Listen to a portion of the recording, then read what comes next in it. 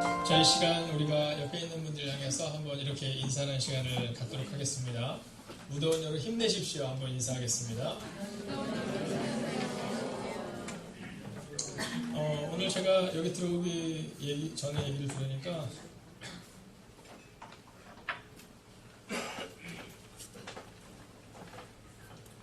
오늘이 37도라고 이렇게 얘기하더라고요. 37도라고. 자, 37도면 우리 체온이 36.5도거든요. 우리 체온이 36.5도인데 살과살을 대고 있는 거잖아요. 네, 얼마나 더울지 감히 상상이 갑니다. 여러분, 이 무더운 여름 힘내시기 바라고요. 그리고 예배를 드리기 전에 한 가지 광고를 드리겠습니다. 예배는 우리가 하나님께 드리는 겁니다. 예배는 하나님께 드리는 겁니다. 그래서 그러다 보면 외국에서 오신 분들이 많이 있고 그러셔서 이렇게 다리를 꼬고 예배를 드리는 경우가 있습니다. 지난번에도 오신 분이 외국에서 살다가 오신 분들이 있었어요. 그래서 제가 미리 좀 권면을 했어요. 저희는 예배를 드릴 때 하나님께 드리기 때문에 다리를 꼬지 않습니다. 뭐 저랑 대화하거나 뭐 이럴 때는 뭐 편하게 하시면 되는데 예배 때만큼은 제가 좀 부탁을 드렸거든요. 그래서 중간에 혹시 이 얘기를 하면 다리를 꼬셨다가 제가 그분이 너무 쑥스러워하실까봐 누군가가 계시다면 미리 말씀을 드리는 겁니다. 그래서 예배는 우리가 하나님께 드리는 겁니다. 그래서 사실 예배의 이 궁극적인 의미는 우리가 납작 엎드리다 이런 표현을 가지고 있거든요. 그래서 여러분 예배를 드리실 때는 혹시 뭐 다리가 불편해서 다리를 꼬시는 건 괜찮습니다. 그러나 그게 아니면 저랑 대화를 하거나 사람과 사람의 대화에서는 괜찮지만 예배는 그 하나님께 여러분 집중하여 드릴 수 있기를 주 여러분들 부탁드리겠습니다. 그리고 예배 중간에 자꾸 이렇게 들락날락 하시는 분들도 계신데요. 여러분 그것도 좀 지양을 좀 부탁을 드리겠습니다. 그래서 한번 따라할까요? 주님께만 집중하겠습니다. 기도하겠습니다. 살아계신 아버지 하나님, 오늘 우리가 하나님 앞에 서서 하나님의 이름을 예배할 때 하나님만 예배할 수 있는 오늘 이 시간이 되게 하여 주시옵소서. 살아계신 우리 주 예수 그리스도 이름으로 기도하였습니다. 아멘. 자, 이 스케일의 법칙이라는 책이 있습니다. 우리 김병환 씨라는 분이 쓰신 책인데요. 자, 이 전 세계 등반가들이 1922년부터, 그러니까 약 100년 전부터 세계에서 가장 높은 산 에베레스트산에 등반에 도전을 하게 됩니다. 자, 하지만 사망사고가 빈번하고요. 그러다 보니까 많은 사람들이 중간에서 목숨을 잃게 되다 보니까 도전자 수가 급격히 줄어듭니다.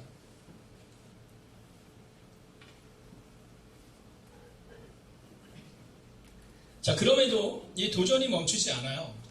그래서 1922년부터 약 30년 정도 지난 1952년에 이제 처음으로 에베레스트산을 정복하게 되는 일이 발생이 됩니다. 자, 그런데 이 에베레스트에 정복되고 나서 이 흥미로운 사실이 하나가 발견됩니다. 그게 뭐냐면 이 정상을 정복한 사람의 숫자가 1986년 4명, 그리고 1987년에 2명 밖에 없습니다. 자, 그런데 1988년 이후에는요, 매년 수십 명에서 수백 명의 사람들이 정상에 등정하게 됩니다. 자, 1987년에 2명이었는데 1988년에 50명. 자, 1년 사이에 무슨 일이 있었을까? 여러분 아마 이 얘기를 들을 때 이런 궁금증이 우리 가운데 생길 수 있습니다. 자, 1년 전만 해도 한 2명밖에 정상을 정복하지 못했는데 1년이 지나고 나니까 자그마치 50명. 그리고 그 이후로부터 매년 수십 명에서 많게는 수백 명의 사람들이 에베레스트산을 정복하게 됩니다. 자, 그 비결이 어디에 있었을까? 여러분 그 비결은 베이스 캠프의 위치에 있었다라는 겁니다. 이번 주중 예배 때도 우리가 함께 이 말씀을 나누었지만요. 여러분 이 산에 오르기 위해서는요. 중간 정도의 이 베이스 캠프를 마련한다고 합니다. 자, 1988년 이전에 산에 오른 원정대는요. 이 해발 3,000m에 그 지점에 베이스 캠프를 설치했다는 거죠. 자, 그런데 어떤 등정팀이 기존 상식을 깨고 5,000m에다 베이스 캠프를 설치합니다. 자, 그리고 나서 그 이후로부터는요, 2명, 4명 미만이었던 이 정상 정복이 50명에서 많게는 수백 명으로, 여러분 수십 배가 넘은 성공의 공식을 갖게 되었다라는 겁니다. 자, 5,000m에다 처음으로 베이스 캠프를 설치했던 그 팀. 자, 그 팀이 등정에 성공하자 다른 팀들도 그때서야 따라하기 시작합니다. 자, 일반적으로 3,000m에다가 베이스 캠프를 설치하고 약 5,000m 이상을 올라가야 되는데, 근데 5,000m에다가 베이스 캠프를 설치하고 나니까 약 3,000m만 올라가게 되면 된다는 이 심리적 안정감. 네, 이것들이 바로 에베레스트산의 정상에 오르게 되는 새로운 패러다임의 전환이 그들 가운데 이루어지게 되었다라는 겁니다. 자, 그럼 여기서 이제 마지막 질문이 하나가 나올 만하죠. 그럼 그 이전에는 왜 베이스 캠프를 그렇게 낮은 곳에 설치했느냐? 모두 이렇게 말했다고 합니다. 남들도 다 그렇게 하니까요. 오늘 이 성경은 우리 가운데 어떤 사람이 변화를 일으키는가에 대한 주제를 통해 말씀을 선포하고 있습니다. 여러분, 남들도 다 그렇게 하니까요. 왜 변화가 일어나지 않을까요? 네, 남들이 하는 대로 우리가 그렇게 살아가기 때문이다 라는 겁니다. 우리가 하나님의 방법대로 변화를 일으키고 하나님의 뜻대로 변화를 일으켜야 되는데, 오늘 우리 가운데는 남들이 다 그렇게 하니까요 라는 말처럼 남들이 하는 대로 우리의 신앙생활을 할 때가 종종 있다라는 거죠. 교회는 왔다 갔다 하지만 기도는 하지 않아도 된다라는 생각을 할 때가 있습니다. 내일 하지 뭐, 모레 하지 뭐, 예배를 드리러 가야 되지만 이번 주는 그냥 지나가고 다음번부터 잘하지 뭐 라는 마음이 들 때가 있다는 거죠. 그러나 오늘 이 성경은 우리 가운데 만약 너희가 변화를 일으키기를 원한다면 너희 가운데 있어야 될 것이 있다라는 얘기를 오늘 우리 가운데 해주고 있다라는 겁니다. 자, 오늘 이 사도행전 10장은 우리가 사도행전이 28장까지 있는데요. 28장의 중간을 가른다면 그것은 사도행전 14장이 아니라 바로 이 사도행전 10장입니다. 왜냐하면 이 사도행전 10장으로부터 시작하여 이제 복음이 이방으로 흩어지기 시작한다는 겁니다. 예수님께서 뭐라고 말씀하셨냐면 너는 예루살렘과 온 유대와 사마리아와 땅끝까지 이렇게 말하고 있거든요. 그런데 우리는요, 예루살렘에 멈춰 있는 겁니다. 자, 그런데 그때 드디어 예수님의 말씀처럼 이 복음이 온 세계 혈각을 향하여 나아가게 되는 장면이 기록되는데 그게 바로 사도행전 10장의 사건이다라는 겁니다. 그리고 그 놀라운 변화가 일어날 수 있었던 것은 바로 두 사람이 나오는데 첫 번째 사람이 고넬료요, 두 번째 사람이 베드로라는 겁니다. 자, 지난주에 못 오신 분을 위해서 우리가 조금 더 설명을 하면 지난주 하나님께서는 고넬료라는 이방인을 직접 찾아가십니다. 그리고 이 고넬료에게 뭐라고 말씀하시면 네가 가서 무두장의 시몬의 집에 있는 베드로를 찾아가라 이렇게 말해요. 자, 하나님이 말씀하셨습니다. 네가 그렇게 가라 라고 말입니다. 자, 그런데 그때 이 고넬료가 어떻게 행동했고 어떻게 그의 사람들을 행동하게 만들었느냐. 여러분, 먼저 9절의 말씀을 같이 한번 읽겠습니다. 함께 읽을까요? 시작.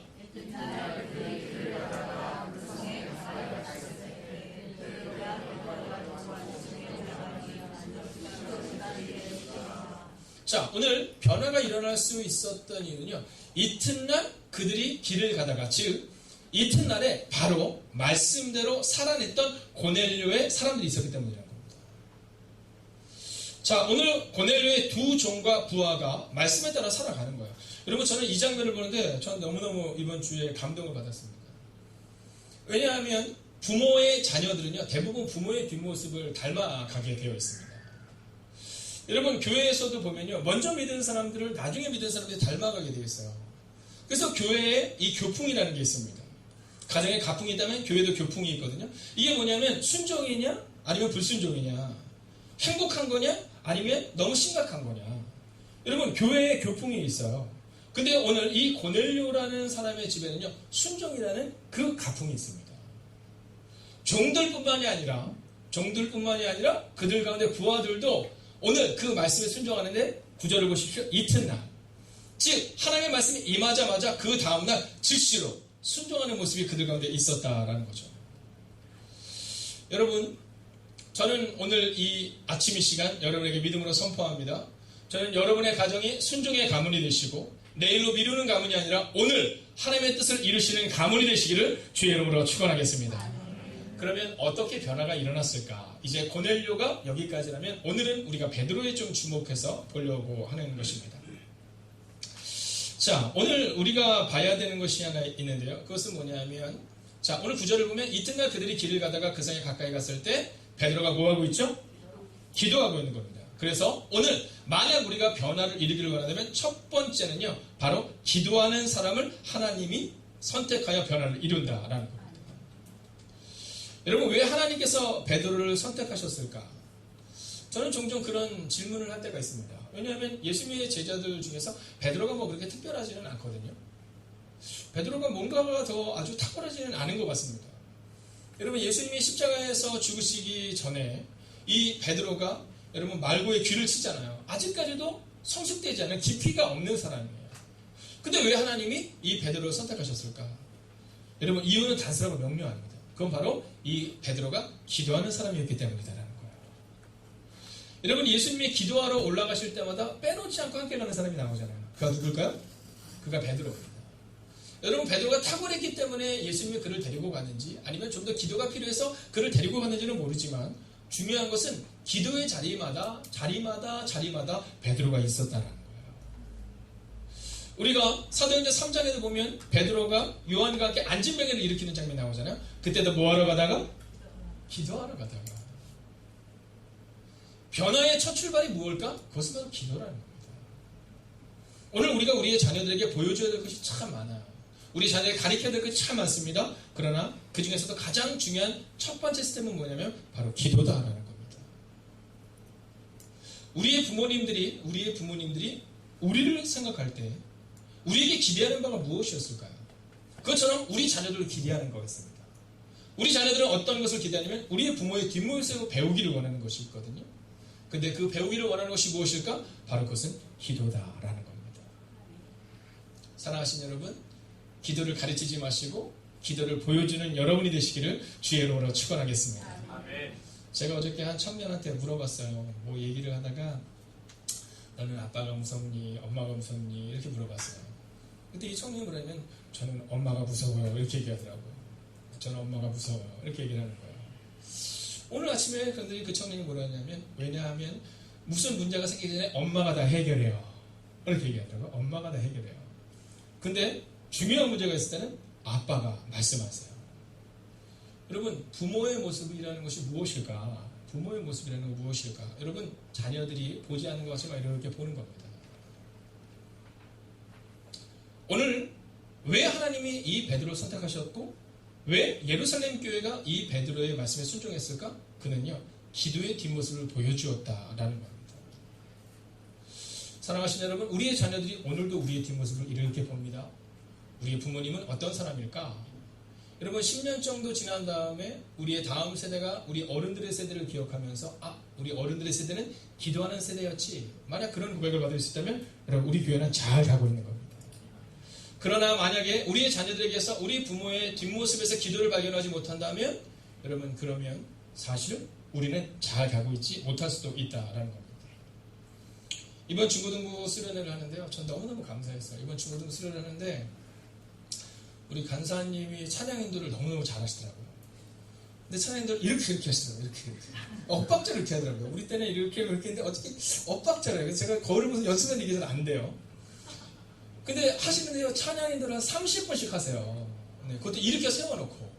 저는 맨 앞에 서 있는데 네, 너무너무 감사한 거예요. 근데 어르신들이 얼마나 힘들까 막 걱정이 되지만 여러분 그때 어른들이요. 아까 보셨겠지만 함께 오셔서 기도해 주시는 거예요. 한 분은 부산에서 휴가 기간인데 올라왔어요. 네, 부산에서 올라와서 아이들을 위해서 같이 중보하고 내려가는 거예요. 여러분 그런 뒷모습 뭐 다른 것이 아니라 우리 위해서 얼마나 기도했냐 이게 중요한 것이 아니라 바로 그런 중보의 뒷모습을 통해 우리에게 변화가 시작된다는 거죠. 오늘 베드로가 기도할 때. 자, 두 번째는 무엇일까요? 여러분 11절을 같이 한번 읽어볼까요? 11절 함께 했습니다. 시작.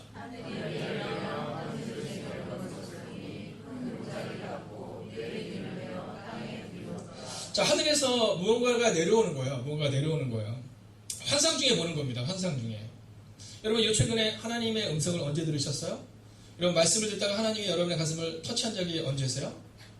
여러분, 내가 교회를 오래 다니지 않았다? 내가 목사다, 장로다, 권사다, 집사다 이게 중요한 게 아니라 여러분, 지금 하나님이 나를 만지고 있느냐? 여러분, 이것을 주목하셔야 합니다. 오늘 이 베드로의 두 번째 특징은 뭐냐면요. 변화를 일으켰던 베드로는 하나님과 깊은 교제를 가지고 있었다는 거예요. 환상이 딱 내려오는데 그 환상을 바라보면서 이게 뭐냐? 여러분 이 궁금증이 그에게 있었다는 겁니다. 3번을 반복하세요. 3번을. 자, 오늘 이 3번을 반복하고 난 다음 여러분 17절의 말씀을 같이 한번 읽어볼까요? 함께 있습니다. 시작. 베드로가 본 바와 환상이 무슨 뜻인지 속으로 의아해하더니 아침 고넬료가 보낸 사람들이 시몬의 집을 찾아 문 밖에 서서 여러분 이 깊은 교제라는 것은 뭐냐면 이 묵상하는 것을 말하는 거예요. 묵상하는 거. 오늘 이 사람을 보십시오. 환상이 무슨 뜻이 속으로 의아해 하거늘 이라는 표현이 나오잖아요. 그죠? 그의 마음 가운데 어떤 하나님이 보이신 환상을 바라보면서 내가 결정한 것이다. 이것이 무엇일까? 하나님의 음성에 귀를 기울이고 있는 겁니다. 여러분 지금 행복이 가득한 교회는 이제 하반기를 지나면 깊이에 대한 그런 주제를 계속해서 갖고 있습니다. 여러분 어떤 성도를 만들어야 되냐? 깊이 있는 성도를 만들어야 되는 거예요. 여러분 능력 있는 성도가 아니라 깊이 있는 성도. 여러분 우리 가운데 정말로 필요한 것은 뭐냐? 깊이입니다. 근데 이 깊이가 어디서 오느냐? 바로 이 묵상에서 온다는 겁니다. 오늘 베드로가 이것이 무슨 뜻일까라고 생각하는 그것을 성경은 우리는 그것을 묵상이다라고 말하죠. 여러분 오늘 우리 가운데 하나님의 뜻을 언제 집중적으로 묻고 있냐는 겁니다. 여러분 최근에 여러분 말씀을 읽다가 이것이 하나님이 내게 뭐라고 말씀하실까를 한번 진지하게 고민할 때가 언제입니까? 오늘 아침입니까? 아니면 어제입니까? 제가 연애를 하는 분들을 만나면 꼭 조언해 주는 게 있어요. 그게 뭐냐면 연애를 하면 그건 두 사람이 모이자마자 뭐 하냐 이렇게 물어봐요. 여러분 뭐 했을 것 같아요? 제가 여기서 보니까 다 언제였는지 모를 정도로 다들 오래되신 분이기는 한데 네. 자 우리 아영 간사님은 혹시 네 사랑하는 사람을 만나면 네 뭘부터 하고 싶어요? 말씀? 네 그렇죠. 네, 이렇게 얘기한 거예요. 여러분 딱 만나자마자 뭐 하고 너 좋았어 뭐 좋죠 필요하죠. 그러나 제가 늘 권면합니다. 처음에 딱 만나면 먼저 큐티를 해라. 네, 얼마나 좋아요 여러분. 네, 5분에서 10분 정도 큐티를 해라. 그때 어떤 청년이 저한테 와서 그런 질문을 하더라고요. 목사님 싸우고 나니까 그때 큐티하기가 어려워요. 막 그러더라고요. 그래서 큐티가 필요한 거야. 그래서 큐티가 필요한 거야. 그때는 말씀이 너희들 가운데 화해하라는 말씀을 주실 거야. 이런 얘기를 제가 종종 합니다. 여러분 우리가 하나님의 뜻대로 살아갈 때 우리 가운데 정말로 필요한 것은 뭐냐면 하나님의 음성을 묻는 것이 필요한 겁니다. 여러분 행복이 가득한 교회에 와서 우리의 삶 가운데 어떤 변화가 있느냐? 여러분 가장 중요한 것은 오늘 내가 말씀을 듣고 그 말씀을 묻고 있느냐라는 겁니다. 이 말씀이 하나님이 나에게 어떤 의미를 주신 것일까를 묻고 있느냐라는 겁니다. 여러분 그 질문이 우리 가운데 필요한 겁니다. 2주 전에 한 집사님이 저한테 전화를 주셔서 목사님이 이제 저희 교회에서 가정예배를 드리는데 어떻게 해야 되나요? 그래서 제가 그분과 함께 만나기로 했습니다. 여러분 가정예배가 왜 필요할까? 단순하고 명료합니다. 가정예배를 통해서 부모가 말씀 앞에 어떤 자세로 서는가, 말씀을 어떻게 묻는가를 보여주고 가리키는 거거든요. 우리 가운데 정말 변화가 일어나기를 원한다면 어떻게 하면 내가 능력을 키울까가 중요하지 않습니다. 여러분 목사다, 장로다, 권사다, 집사다 이게 중요한 게 아니라 지금 내가 말씀 앞에 깊이 있는 묵상을 하고 있느냐, 오늘 베드로처럼 이것이 무슨 뜻일까 묻고 있느냐. 여러분 자녀들과 함께 이야기를 하는데 자녀들에게 너는 오늘 말씀을 읽었는데 그 말씀이 너에게 어떤 의미를 가지고 있니? 이런 걸 질문하고 있냐라는 거예요. 여러분 부모가 우리의 자녀들에게 야 TV 보니까 너무 재밌지, 너무 중요하죠. 그러나 내가 오늘 이 말씀을 봤는데 이 말씀이 나한테 있어서는 이런 의미를 가지더라. 여러분 이러한 묵상과 이러한 대화가 우리 가운데 일어나야 한다라는 겁니다. 여러분 오늘 이 본문을 보시면 또한 주목해야 될 단어가 하나가 있는데 세 번째 줄을 보면 마침이라는 단어입니다. 마침. 여러분 우리가 하나님의 말씀을 묵상하면 따라할까요? 마침 하나님이 일하십니다. 여러분 일하시는 거예요. 얼마 전에 어떤 청년이 저한테 그 얘기를 했어요. 뭐라 했냐면 진짜 안 가려 그랬대요. 안 가려 그랬대요. 왜 갔니? 이렇게 물었어요. 왜 갔니? 마침 전화가 왔다는 거야. 마침 전화가 왔다는 거야. 전화를 받지 말지. 마침 핸드폰이 벨소리로 돼 있었다는 거야. 그래서 제가 잘했어. 응? 그럼 안 되지. 이런 얘기를 했는데 뭐라고 했냐면 마침 전화가 와서 마침 전화를 받는데 마침 술 먹자가 잘해서 마침 친구랑 같이 술을 먹으러 갔다는 거죠. 근데 마침 술을 먹다 보니까 마침 시비가 붙어서 마침 경찰서에서 연락이 온 거예요. 여러분 마침이라는 것은 굉장히 중요합니다. 우리가 말씀을 묵상하면 하나님의 뜻이 그때 우리 가운데 마침 오지만 우리가 하나님의 뜻을 묵상하지 않고 세상의 뜻대로 살아가면 마침 세상의 유혹이 우리를 기다리고 있다는 사실 여러분 기억하셔야 합니다. 여러분 뱀같이 조용하게 우리 주변에 있는 것 그게 바로 사단입니다.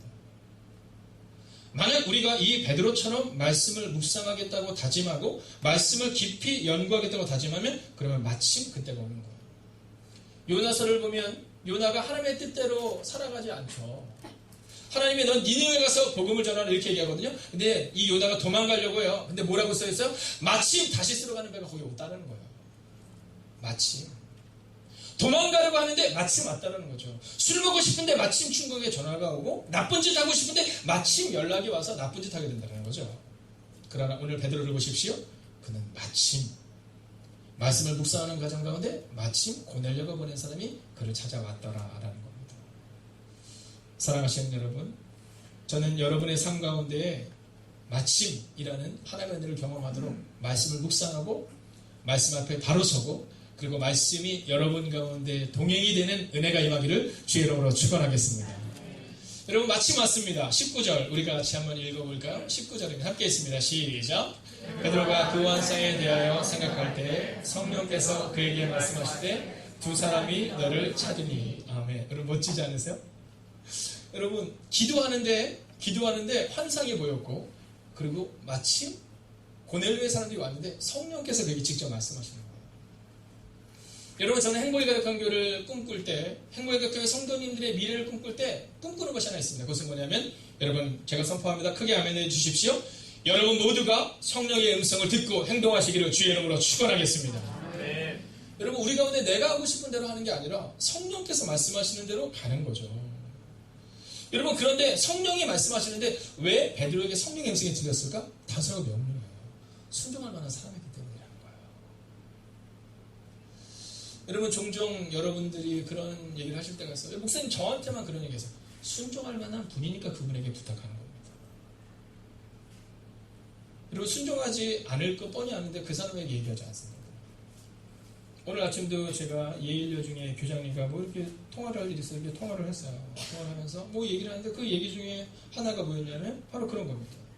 어떤 사람에게 부장으로 세우고 어떤 사람을 교감으로 세우고 어떤 사람을 추천하느냐? 여러분 순종할 만한 사람이다라는 거죠. 오늘 성령께서 왜 나한테는 음성을 들려주시지 않을까? 여러분 순종할 자세가 우리 가운데 되어있지 않기 때문이라는 거죠. 만약에 오늘 성령께서 저한테 말씀하신 지가 10년도 넘었어요. 그러면 10년 동안 여러분의 삶 가운데 성령의 음성에 듣지 못한 것이 아니라 순종하겠다는 마음을 가진 걸 돌아보셔야 하는 겁니다. 오늘 19절 베드로가 그 환상에 대해 생각할 때 성령께서 여러분 우리의 생각이 거룩하니까 성령이 오시는 거예요. 하나님의 뜻을 묵상하니까 성령이 오시는 거예요. 저는 한 번도 나쁜 곳에서 성령이 임했다는 걸 들어본 적이 없어요. 여러분 노름하고 있는 곳에 성령이 임하세요? 임하지 않습니다. 여러분 큰 소리가 나고 막 싸우고 있는데 성령이 임하세요? 임하지가 않습니다. 여러분 나쁜 행동을 하는 그곳에 여러분 거룩하지 않은 행동을 하는 그곳에 우리가 하나님이 기뻐하지 않는 그곳에 그런 행동을 하면서 성령의 음성이 들리기를 원한다? 여러분 이건 욕심이죠. 오늘 베드로를 보십시오. 그 환상에 대하여 즉 하나님이 보여주신 환상에 대하여 생각할 때 성령님이 오셨다는 거예요. 오늘 우리의 마음 가운데 바로 이 마음을 품어야 합니다. 내 생각이 하나님의 생각인가? 20절 같이 한번 읽어볼까요? 함께 있습니다. 시작.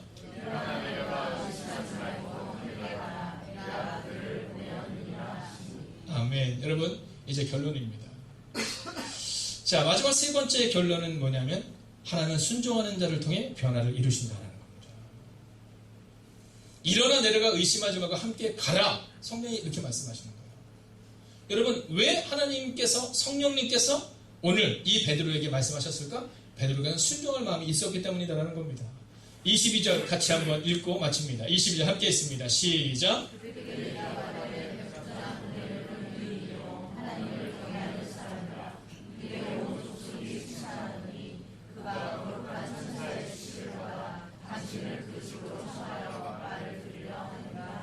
여러분 오늘 본문을 잘 보세요. 그가 착한 사람이고 그가 의인이다. 이것도 중요합니다. 여러분 저는 행복의 가득한 교회 성도님들이 착한 사람 되시기를 바랍니다. 여러분 착한 사람이 되세요. 하나님은 착한 사람과 일하십니다. 그러나 더 중요한 것은 뭐냐면 천사의 말을 받았다는 겁니다. 천사의 지시를 받았다. 착한 사람은 세상에도 많죠? 그러나 천사의 지시를 받아 우리를 보냈다. 즉 순종했다. 이렇게 말하고 있는 겁니다. 23절 마지막으로 읽을까요? 함께 있습니다. 23절 시작. 베드로가 불러들여 유숙하게 하니라. 아멘. 여러분 성령의 말씀에 순종하여 그들을 불러들여 유숙하게 하고 다음날 베드로는 출발합니다. 여러분 그들과 함께 갑니다. 여러분 즉각적인 순종이 보여주고 있죠. 고넬료도 이튿날 그를 보냈던 것처럼 오늘 베드로도 그 다음날 바로 하나님이 말씀하신 대로 고넬료를 향하여 나아가고 있다는 겁니다. 하나님은 어떤 사람을 통해 일하시는가? 칭찬받는 사람 고넬료를 통해 시작하셨지만 오늘 기도하고 하나님과 깊은 교제가 있고 순종을 결단한 베드로를 통해 변화를 시작하셨다라는 것입니다. 오늘 저는 이방사에게 전환점이 일어나는 이 사도행전 10장의 말씀을 보며 우리 행복의각 경계를 봅니다. 여러분 우리 행복의각 경계의 영적 전환점이 지금 일어나고 있습니다. 지금부터 한 달 전 제가 선포했어요. 교회학교 아이들이 작년 성도보다 더 많아지는 교회를 선포했습니다. 여러분 이번 성경학교를 하고 수련하는데 정말 감동적인 순간이었어요. 여러분 지난 그 예배당 하나님이 우리 가운데 허락하셔서 그곳에서 우리는 12명 혹은 20명, 30명, 40명까지 잘 자라날 수 있었어요. 근데 인원이 조금씩 늘어나면서 인원이 조금씩 늘어나면서 그 공간에서 할 수 없는 일이 우리 가운데 많아지기 시작했습니다. 여러분 저는요 식당에서 이번에 봉사하는데 식당에서 봉사할 때마다 작년에 그 땀범벅이었던 갈 곳이 없었던 상황을 기억하거든요. 근데 올해 성경학교를 하고 수련을 하면서 응원 오신 분들이 함께 있을 수 있는 곳, 아이들이 함께 잠을 자고 함께 샤워를 하고 함께 다음날을 꿈꿀 수 있는 곳, 여러분 이 교회의 변화가 우리 가운데 이루어졌다는 겁니다. 여러분 그러나 이것은 겉모습에 불과합니다. 이것은 그렇게 중요한 사건이 아닙니다. 겉 예배당은 성경은 예배당에 주목한 적이 별로 없습니다. 중요한 것은 이 예배당을 통해 그 안에 있는 아이들의 변화가 지금 시작되고 있다라는 겁니다. 사랑하시는 여러분, 저는 올 8월 사도행전 10장을 보고 있는 우리 교회 가운데 여러분 놀랍고 위대한 변화가 반드시 일어나게 될 줄로 믿습니다. 여러분이 베드로 같은 사람이 되어서 기도로 나아가고 하나님과 깊은 교제를 가지고 그리고 순종의 삶을 살아갈 때 사랑하신 여러분, 여러분을 통해 여러분의 가정과 우리의 교회가 변화를 경험하고 변화의 진원지가 될 줄로 믿습니다. 아멘. 여러분 함께 기도할 텐데요. 먼저 우리가 함께 이 찬양을 드리고 함께 기도할 겁니다. 여러분 특별히 이번 한 주간은요 우리가 함께 바이블 컨퍼런스로 준비하게 됩니다. 월요일부터 목요일까지는 새벽에, 그리고 금요일은 우리가 연합으로 저녁에 우리가 함께 모이게 됩니다. 혹시 만약에 새벽밖에 안 되는 분들을 위해서 저희가 금요일 외에 보강을 하는 시간을 한번 가지게 되는데요. 특별히 새벽 5시간과 그리고 저녁 5시간의 시간을 통해서 우리가 함께 교회가 무엇인가를 함께 보게 될 거예요. 내가 생각하는 교회가 아니라 성경이 우리 가운데 말하고 있는 교회가 뭘까? 여러분 함께 마음을 정해 주십시오.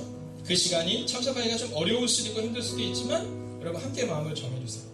다른 것들을 다 뒤로 하시고 오늘 베드로가 오직 말씀에 순종하여 나아갔던 것처럼 오늘 우리도 그렇게 나아가기를 원합니다. 여러분 함께 이 찬양으로 나아가겠습니다. 함께 기도해. 우리 함께 기도해.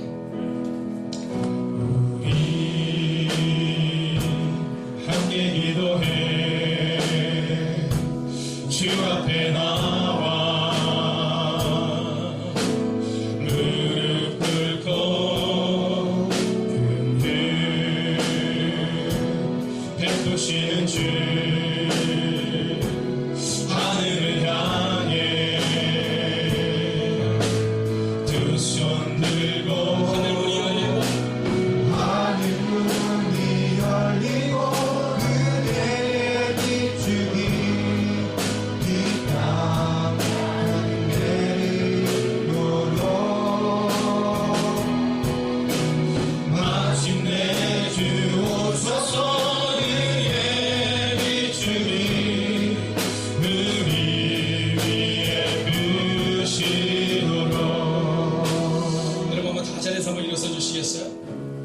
고넬료가 다른 곳에서 기도합니다. 베드로가 다른 곳에서 기도하죠. 근데 두 사람이 기도할 때 하늘문이 열려요. 그래서 하늘문이 열려서 고넬료에게 말합니다. 네가 무드장의 시몬의 집으로 가라. 시몬의 집에 가니까 기도하고 있는 베드로를 통해 하나님의 음성이 베드로에게 들려요. 여러분 우리가 함께 기도할 때 그렇게 하늘의 문이 열리는 겁니다. 여러분 도저히 해결되지 않을 것만 같은 문제가 우리가 기도할 때 열리는 겁니다. 그래서 오늘 우리가 함께 말씀을 듣고 마지막으로 이렇게 기도하면 좋겠어요. 하나님, 제가 기도하는 가정, 기도하는 교회를 만들겠습니다. 제가 주님과의 깊은 교제를 갖겠습니다. 그리고 성령의 음성이 들릴 수 있도록 순종을 결단하겠습니다. 여러분, 우리가 함께 같은 기도 제목을 가지고 기도하겠습니다. 함께 기도합니다. 살아계신 아버지 하나님, 오늘도 가심을 기대합니다. 오늘도 가심을 기대는 제도나 하나님 바랍니다. 주님 말씀하여 주시옵소서. 기도하여 주시옵소서. 하나님의 역사가 가운데 일어나고 하나님의 능력이 우리가 일어날 수 있도록 주여 주시옵소서. 주님 오늘도 가기를 바랍니다. 오늘도 주여 나만 능력하고 오늘 가져갈 수 있도록 주님 말씀하여 주시옵소서. 하나님의 와서 하나님 기도의 순간이 우리가 일어나게 해주시옵소서. 하나님 말씀의 순간이 우리가 일어날 수 있도록 함께 해주시옵소서. 아버지의 배도로 아버지의 그 말씀 안에 순종하고 아버지 기도의 순간으로 성령의 제수를 나아가고 하나님 그 놀라운 역사가 나타나고 하나님 우리가 주님 말씀하여 주시옵소서. 하나님 그 말씀을 들어가게 해주시옵소서. 하나님 와주시옵소서. 하나님 우리 여기까지 오셨기를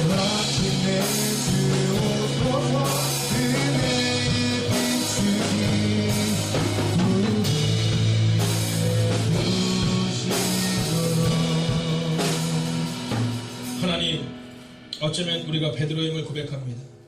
누구보다도 의심이 많고 누구보다도 화를 잘 내며 누구보다도 화를 참지 못하여 다른 사람의 귀를 잘라냈던 이 베드로, 하나님 어쩌면 이 베드로의 모습이 바로 우리의 모습임을 고백하게 됩니다. 그런데 하나님은 왜 그 베드로를 통해 이러셨을까? 오늘 성경은 그 사실을 분명히 말해줍니다. 비록 베드로는 보잘것없는 사람이었지만 기도하는 사람이었고 하나님과의 깊은 교제를 가졌던 사람이었고 순종하는 사람이었다라는 겁니다. 하나님, 목사라는 타이틀을 자랑하지 않게 하시고 장로라는 타이틀을, 권사라는 타이틀을, 집사라는 타이틀을 자랑하는 사람 되는 것이 아니라 하나님, 오늘 베드로처럼 기도하는 사람, 하나님과 깊은 교제를 가지고 순종하는 사람, 하나님, 그 한 사람이 우리가 되게 하여 주시옵소서. 하나님, 우리 마음 깊은 곳에 우리는 우리의 모습을 드러내려는 자아가 강한 우리의 모습을 보게 됩니다. 하나님, 그러나 성령은 오늘 베드로에게 말합니다. 의심치 말고 너는 가라라고 말합니다. 하나님, 그리고 그는 그 말씀에 순종하여 갑니다.